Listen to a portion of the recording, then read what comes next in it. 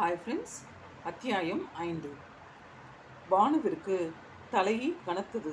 திடீரென்று வீடு தேடியும் வந்துவிட்ட வாசுவை நினைத்து கொண்டாள். மத்தியானம் சாப்பிடவே இல்லை. பசி தணிப்பதற்கு ஒரு சொம்பு பச்சை தண்ணீரை கடகடவென்று குடித்துவிட்டு படுக்கையில் விழுந்தவள்தான். எழவே முடியவில்லை. உடம்பெல்லாம் ஒரே வலி.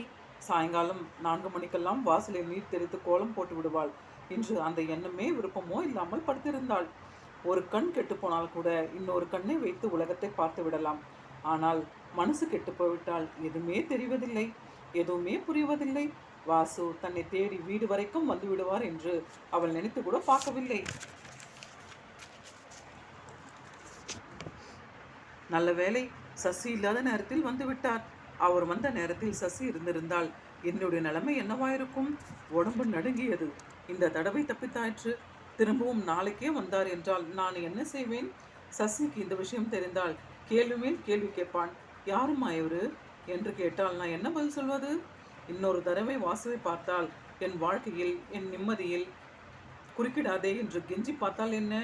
கண்ணீர் பெருகி வழிந்து தலையணையே நனைத்தது. புரண்டு புரண்டு படுத்தால் பானுமதி. தலைவலி அருகத்தை தவிர குறையவில்லை.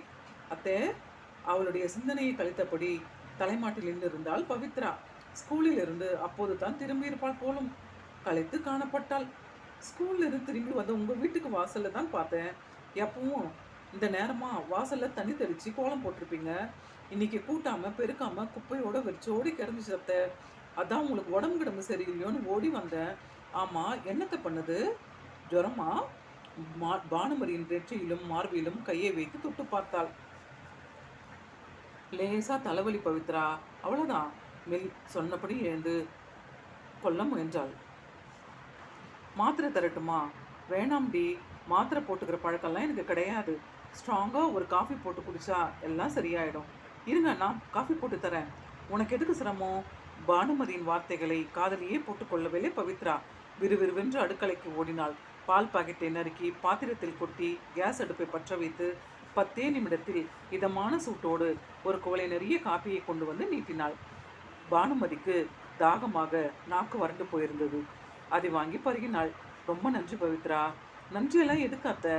நான் எப்பவும் என்னைக்கும் உங்கள் கூடவே இருந்து பணிவிட செய்யணும் தான் அத்தை என்னோட ஆசை. ஃப்ளாஸ்கில் காப்பி போட்டு ஊற்றி வச்சுருக்கேன். உங்கள் புள்ள வந்ததும் எடுத்து குடிக்க சொல்லுங்கள், நான் வரேன். மின்னல் என ஓடினாள் பவித்ரா. ஒரு முடிவுக்கு வந்தவளாய் சசிகுமாருக்காக காத்திருந்தாள் பானுமதி. சசிகுமாரிடம் வாசுவை பற்றி சொல்வாளா பானுமதி?